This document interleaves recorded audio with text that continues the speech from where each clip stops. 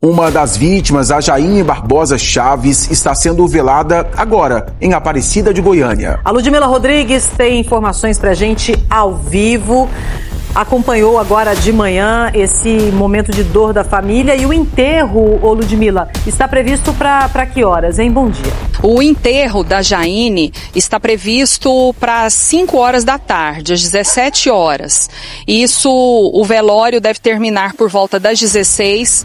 Eu estou ao vivo, aqui bem de frente, uma igreja evangélica, onde o velório está acontecendo. Como eu disse, segue até as 4 horas da tarde. E daqui o cortejo vai para o cemitério, um cemitério em Aparecida de Goiânia, onde esse enterro está marcado para 5 da tarde. O velório começou no início da manhã, por volta de 6 horas da manhã, e é acompanhado por algumas pessoas, membros da igreja evangélica, onde a Jaine e a família dela frequentam aqui, também por amigos da Jaine e também parentes vindos do norte do país, do Pará, porque a Jaine é de lá, então alguns parentes tiveram essa condição de viajar até Goiás, chegaram já, a família me disse que todos que tinham que viajar até aqui já conseguiram chegar até aqui em Aparecida de Goiânia e acompanham essa cerimônia de despedida. Eu vou pedir para vocês acompanharem comigo agora uma reportagem que nós fizemos, terminamos agora há pouco, hoje de manhã, dando detalhes sobre essa cerimônia de despedida. Nós conversamos também com outras pessoas da família da Jaine e também sobre alguns detalhes da investigação que já avançou para saber sobre a dinâmica, se o crime foi planejado. Acompanhe na reportagem. O velório da Jaine Barbosa Chaves, de 29 anos, começou no início da manhã de hoje nesta igreja evangélica no Jardim Dom Bosco, em Aparecida de Goiânia. Amigos e parentes que vieram do Pará, estado de origem da Jaine, viajaram até Goiás para se despedir da jovem que se mudou para cá há 13 anos em busca de uma vida melhor. O sonho era o apartamento no qual ela já estava instalada, desde o ano passado, e correr atrás dos sonhos dela. Então ela sempre fez isso, o que ela almejava, ela correr atrás. A dona Raimundinha, mãe da Jaine, falou sobre como ela era uma filha atenciosa. Muita amiga, muito meiga, parceira, uma pessoa especial pra mim. Eu não tenho o que dizer da minha filha, não é porque ela morreu, não. Mas sempre que eu precisava dela, ela tava sempre ali: mãe, eu te ajudo, tô aqui pra te ajudar, pra te proteger. Uma relação tão próxima entre mãe e filha que se falaram poucas horas antes da tragédia. E aí, Jaine, como é que tá? Tá tudo bem por aí? Tá boa? Por aqui nós estamos bem, graças a Deus. Oi, mãe, tô bem, graças a Deus. E por aí? Depois disso, a família já soube do assassinato da Jaine e mais 2 pessoas, Beatriz Soares Souza, de 27 anos, e Natan Campos, de 35. Todos foram baleados por Leonardo José de Araújo, de 43 anos, na zona rural de Goiatuba, região sul do estado. Ele e Jaine namoravam há 2 anos. Segundo a polícia, o crime foi cometido por ciúmes. Quando ela estava no telefone conversando com ele, a gente escutava só cochicho, sempre falando às escondidas, como se ela estivesse sendo, sei lá, como estivesse sofrendo alguma coisa, não sei. Era sempre falando baixo, ele sempre perguntava onde ela estava, com quem estava, o que estava fazendo. Segundo a polícia, há provas de que Leonardo planejou as mortes. De acordo com as investigações, Leonardo soube que Natan e Jaine tinham saído para bares em Goiatuba e depois seguido para um rancho. Inconformado, Leonardo alugou um carro para ir até a zona rural e foi até esse rancho armado com um revólver calibre 22 para praticar os crimes. Leonardo também ligou para a ex-mulher e passou um Pix de R$8 mil, dizendo que o dinheiro deveria ser usado para custear as despesas do velório dele. Depois de assassinar Jaine, Leonardo tentou se matar com um tiro no peito, mas foi socorrido e está internado. Segundo o GOL, em Goiânia, ele está na UTI em estado grave e respira com a ajuda de aparelhos. Para a família, fica o sentimento de que essa tragédia poderia ter sido evitada. Se peço também um alerta para todas as mulheres. Cuidado, porque tem muitas indo mesmo com isso tudo, sabe? Com esses relacionamentos abusivos. Vocês, mulheres que sofrem relacionamento abusivo, denunciem. A minha irmã hoje está ali naquele caixão e nós não podemos fazer nada por ela, nada mesmo. E eu só quero mesmo só justiça. Justiça.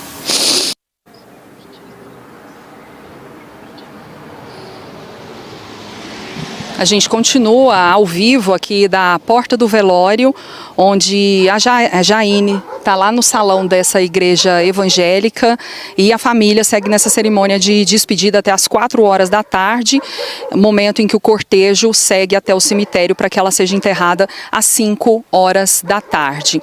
Lembrando que mesmo com essa autoria do crime clara, né, o Leandro, namorado da Jaine, tendo até assumido para a polícia militar, no momento que a polícia militar encontra o carro com a vítima, ali a Jaine no banco do passageiro e o Leonardo no banco do motorista, ele estava consciente, chegou a abrir os olhos e o policial até pergunta: quem fez isso, filho? E ele diz: fui eu.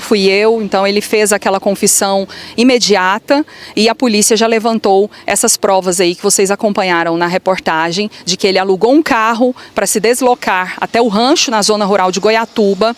E tem mais um detalhe também, que depois que o Leonardo baleou o Natan e a Beatriz, até então amigos da Jaine ali nesse rancho, ele também já tinha baleado a Jaine para que ela não conseguisse fugir, arrastou a mulher, obrigou que ela entrasse no carro e durante essas ligações que o Leonardo fez, tanto para a família da Jaine, contando que iria matar a filha da dona Raimunda, depois ligou para a ex-mulher, passando esse pix de R$8.000, explicando que o dinheiro deveria ser usado no velório e no enterro dele, ele ficou rodando com a vítima dentro do carro, nessa sessão, nesses minutos de terror, pelo percurso de 12 quilômetros, viu, Lilian e Thiago? Até o momento que ele decide tirar a vida dela e tentar também acabar com a vida dele. Vamos saber um pouquinho mais sobre essa história, principalmente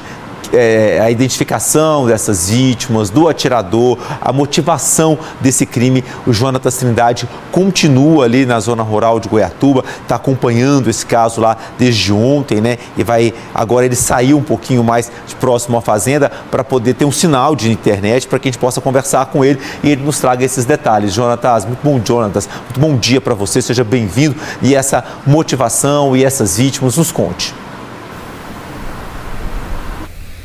Bom dia, Anderson, bom dia, Suelen, bom dia a todos que nos acompanham. A identidade das vítimas foi revelada, a gente traz aqui em primeira mão no Bom Dia Goiás. Se trata da Beatriz Soares Souza, que tinha 27 anos, Jaine Chaves, que tinha 29 anos, e o Natan Campos, de 35 anos. O suspeito é o Luciano Sena, de 43 anos.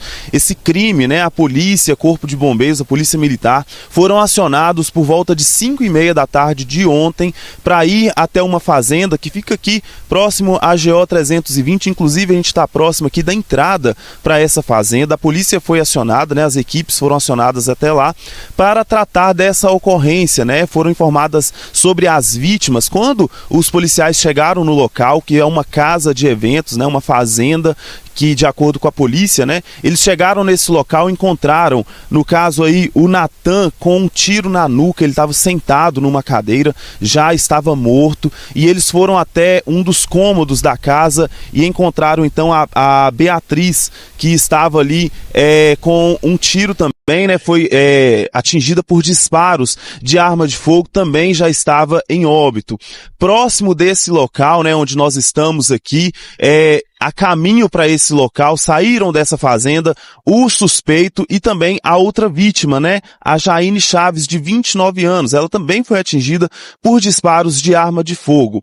O Natan, na verdade, o Luciano, né, o suspeito, ele tentou tirar a própria vida. Ele deu um tiro na região do peito, essa bala atravessou o corpo e saiu pelas costas. A gente tem mais um pouco de detalhes sobre a ocorrência, né, sobre essa dinâmica, como tudo aconteceu. Então, o atirador, ele chega nessa casa, ele surpreende as vítimas, faz então essas duas vítimas nesse local e ele convida, então, ele chama essa outra vítima para ir embora, né, dessa fazenda, para vir até aqui a cidade de Goiatuba. Eles entram nesse carro, no meio do caminho ele para, né, e efetua então esse disparo e acaba matando aí a Jaine. A polícia informou que a Jaine conseguiu ligar para um familiar durante esse trajeto, informando como tudo aconteceu. Na verdade, ela disse que essas duas vítimas teriam morrido então na fazenda. Ela não conseguiu, ela não teve tempo de informar a esse familiar o que tinha acontecido, né? Sobre a motivação. Ela simplesmente conseguiu falar